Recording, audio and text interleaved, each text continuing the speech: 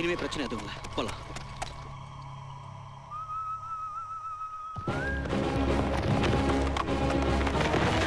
போங்க சீக்கிரம், அவங்கள சுத்தி வளைங்க.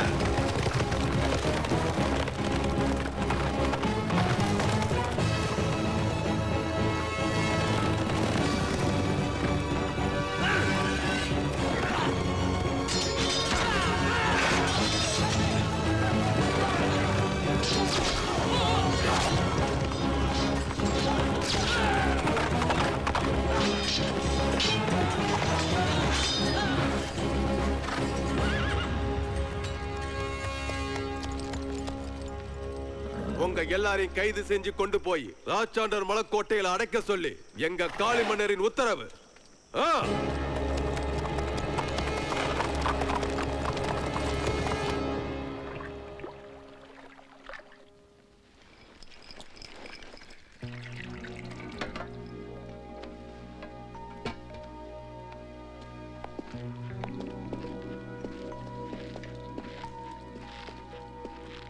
நீங்க தந்த விருந்துக்கு ரொம்ப நன்றி. எங்க ஆசை எங்களுக்காக காத்துட்டு இருப்பாரு. நாங்க வந்து ரொம்ப நேரம் ஆயிடுச்சு, நாங்க புறப்படுறோம். தம்பிகளா, இன்னும் கொஞ்ச நேரத்துல கோயில் இருந்து என் மனைவி, மகன், மகள்கள் எல்லாரும் வந்துருவாங்க. இருந்து அவங்களையும் பார்த்து நன்றி சொல்லிட்டு கிளம்பலாமே. இருங்க. இருந்து பார்த்துட்டு போயிடலாமா? இருந்து பார்த்துட்டு அண்ணன் சொல்ற மாதிரி இருந்து பார்த்துட்டு போலாமே. இருந்து பார்த்துட்டே போலாம். நடக்கட்டும் நடக்கட்டும். சின்ன மலை கொழுந்தோட குடும்பத்தை நாங்க மொத்தமா பிடிச்சிட்டோம். இத காளி மன்னன் கிட்ட சொல்லணும். காளி கிட்ட வேண்டாம். தாமரை எனக்கு கிடைக்காம செஞ்சா இல்ல அந்த பெரிய மலை குழந்தை. இந்த விஷயத்தை அந்த மதம் பிடிச்ச பெரிய மலை குழந்தை கிட்ட சொல்லு. அப்புறம் பாரு வேடிக்கை. சரிங்கய்யா. என்ன அவமானப்படுத்தினவங்களை நான் சும்மா விட மாட்டேன். திருமலை, அந்த துரோக குடும்பம் எங்க இருக்குன்னு சொல்லு. அவங்கள ராச்சாண்டர் மலைக்கோட்டையில சிறை வச்சிருக்காங்க. சபாஷ். அந்த ராச்சாண்டர் மலைக்கு தீவை. என் குடும்ப கௌரவத்தை குலைச்ச அந்த குடும்பம் தீயில கருகி சாகட்டும். ஐயா, அதுல உங்க பேரம் பேத்திகளே இருக்கட்டும். என் மக தாமரையை பத்தியே நான் கவலைப்படல.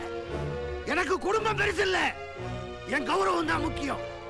நான் சொன்னதை செய். புறப்படு. சரிங்க.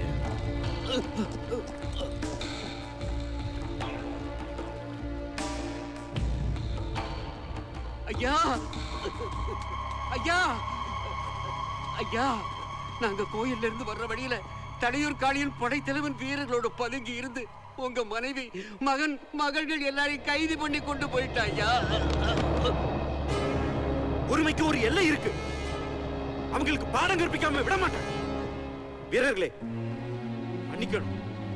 உங்ககிட்ட இருந்து விடைபெற வேண்டிய நேரம் வந்தாச்சு. நீங்க புறப்படுங்க. ஐயா நில்லுங்க. நாங்க உங்க வீட்டுல சாப்பிட்டுருக்கோம். நாங்க நன்றி இல்லாதவங்க இல்ல. உங்களை ஆபத்துல விட்டுட்டு போற அளவுக்கு எங்க ஆசை நீங்களை வளர்க்கல. நாங்களும் உங்களோட வரோம். நன்றி தம்பிகளா. நான் புறப்படுவதற்கு முன்னாடியே உங்க உதவி கிடைச்சிருக்கு. நீங்க யார் பெத்த பிள்ளைகளோ எனக்கு தெரியாது. ஆனா உங்க வீரத்தை நான் நேர்ல பார்த்திருக்கேன். இப்போ இங்க வச்சு சொல்றேன். உங்க உதவியால என் குடும்பம் மீட்கப்பட்டுச்சுன்னா என் மகள் முத்தாயும் பவளாயும் உங்க 2 பேருக்கும் திருமணம் முடிச்சு தருவேன். இது உறுதி. புறப்படுங்க.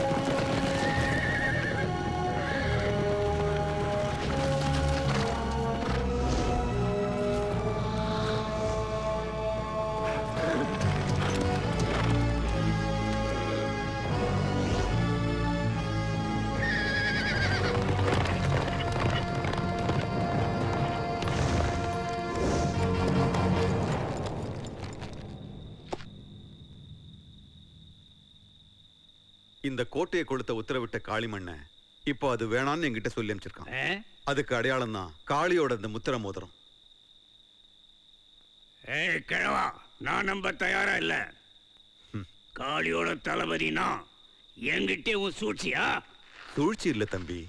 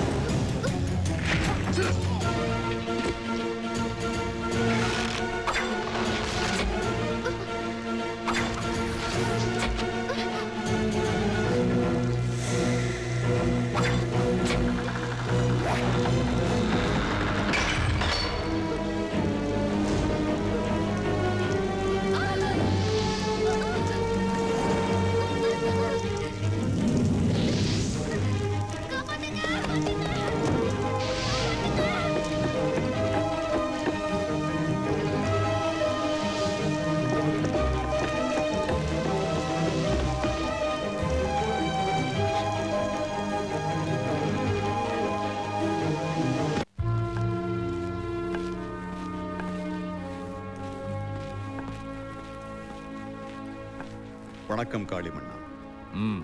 உட்காருங்க. இந்த தலையூர் காளி தேவைன்னா தவறு கூட செய்வான். ஆனா தர்மத்துக்கு விரோதமா ஒருபோதும் செய்ய மாட்டான். மாயவர்கிட்ட கொடுத்து அனுப்பின என் முத்திர மோதிரம் மலக்கொழுந்தார் குடும்பத்து குலக்கொழுந்துகளை காப்பாற்ற பயன்பட்டதுல எனக்கு மகிழ்ச்சி. ஆனா எங்க 2 குடும்பத்துக்கு இடையே உள்ள பகை என்னைக்குமே தீராது. பழி வாங்கும் படலமும் ஓயவே ஓயாது. அது ஓயணும். ஒத்துமை உதயமாகணும்னு தானே நானும் ஓயாம போராடிக்கிட்டு இருக்கேன். அதுல எனக்கு அலுப்பும் இல்லை, சலிப்பும் இல்லை. இனியும் உங்க 2 பேரையும் ஒண்ணு சேர்க்கிற என் முயற்சி தொடர்ந்துகிட்டே இருக்கும். காளிமண்ணா, மகாபாரதத்துல கௌரவர்களுக்கும் பாண்டவர்களுக்கும் நடுவுல சகோதர யுத்தம் கூடாதுன்னு தானே கிருஷ்ண பரமாத்மா பாடுபட்டாரு. எங்க பாடுபட்டாரு? அவர்தான் மகாபாரத போரையே தூண்டி விட்டாரு. அவர் மாதிரி தானே நீங்களும். இந்த தலையூர் காளி பரம்பரைக்கும் பெரிய மலை குழந்தை பரம்பரைக்கும் இடையே கிருஷ்ண பரமாத்மாவா இருந்து மகாபாரத போரையே நடத்துறீங்க. பாரத போரோ ராமாயண போரோ முடிவு நல்லதா இருக்கணும். அதுதான் என்னுடைய குறிக்கோள்.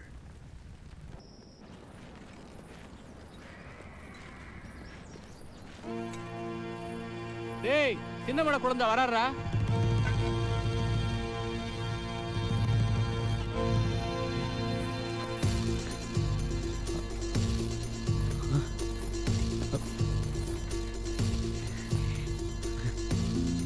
எவ்வளவு நாளாச்சு உங்களை எல்லாம் பார்த்து.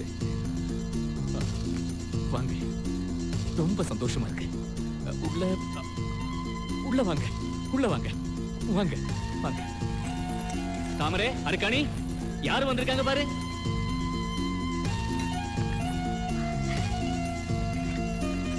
தாமரை, யாரெல்லாம் வந்திருக்காங்கன்னு பாரு. தாமரை, தாமரை, அவன் திட்டல. எப்படிமா இருக்க? எப்படி இருக்க?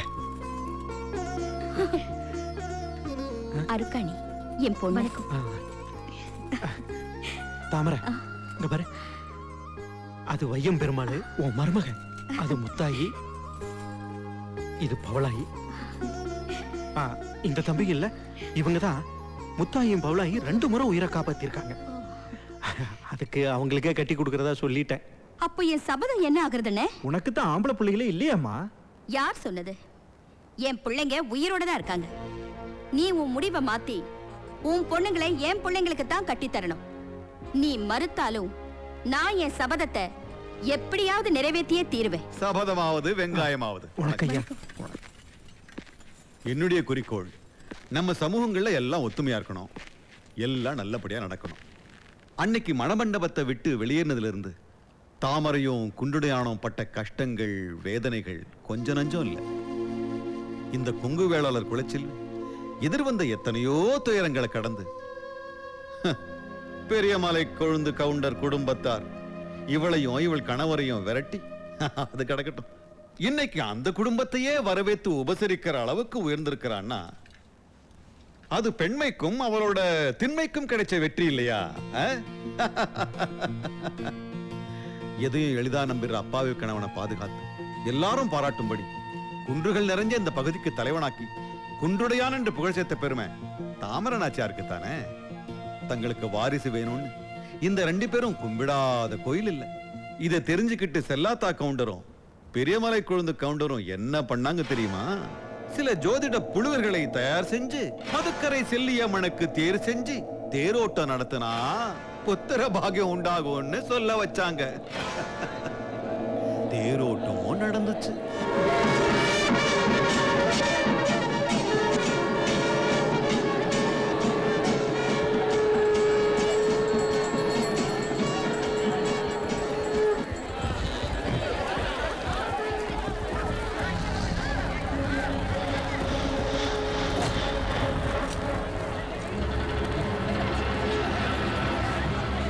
தேரியா நின்றுடுத்து என்னாச்சுன்னு பாருங்க. தேர் நின்று போச்சு, என்ன காரணம்? தெய்வ குத்தமா? தேரை நிலைக்கு சேர்க்கணுமே. இல்லைங்க, ஐயா, இது பெரிய தெய்வ குத்தம். நீங்க என்ன செஞ்சாலும் தேர் அசையாது. இதுக்கு பரிகாரம் பண்ணணும்னா யாராவது ஒரு சுமங்கலி பொண்ணு இந்த தேர்கால்ல பலியாகணும். ஊர் மக்களுக்காக உயிரை கொடுக்க ஒரு சுமங்கலி பொண்ணு தயாரா? தயாரா? வாங்க, யாராவது வாங்க, ஊரை காப்பாத்துங்க. வாங்க, யாராவது வாங்களே. இந்த தேரோட்டமே நானும் என் கணவர் பிள்ளை வர வேண்டி நடத்துற நிகழ்ச்சி. அதனால நானே தேர்கால பலியாக தயார்.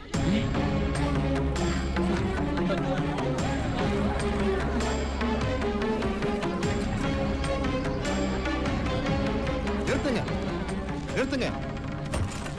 இது தெய்வ குத்தமும் இல்ல, ஒண்ணும் இல்ல. நடக்கிறதெல்லாம் சதி. நான் இப்ப சரி பண்றேன்.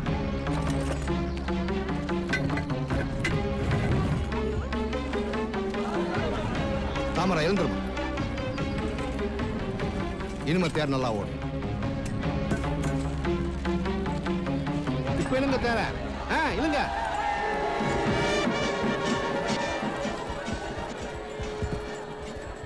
நெல்லியங்கோடா, இனியும் புள்ள வர வேண்டி ஊர் அலையாம உங்க உறையூர் மாளிகையில போய் சந்தோஷமா தங்கிருங்க. ஆண் பெண் உறவுல உருவாக வேண்டிய இன வளர்ச்சிக்கு ஆண்டவன் என்ன பண்ணுவான் பாவம். புரியுதா?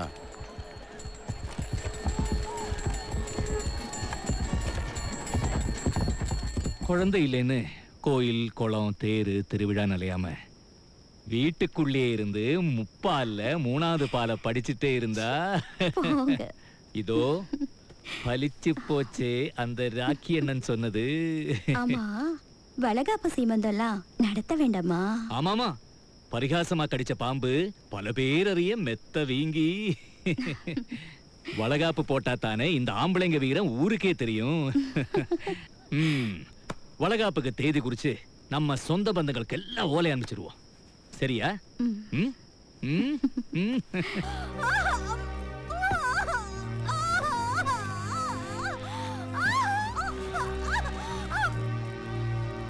நில்லுங்கம்மா. யாரும்மா நீங்க?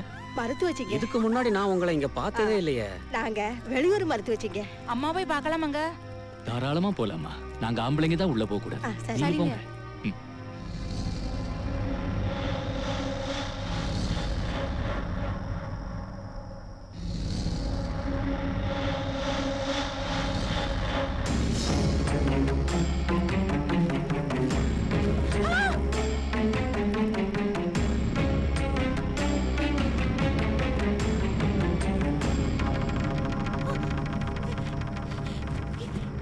என் குழந்தைங்க எங்க? என் குழந்தைங்க எங்க? என் குழந்தைங்க எங்க?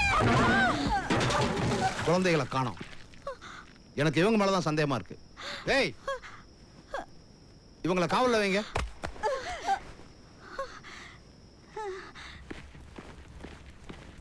என்ன ராக்கி அண்ணரே, நாங்க கேள்விப்பட்டது உண்மைதானா?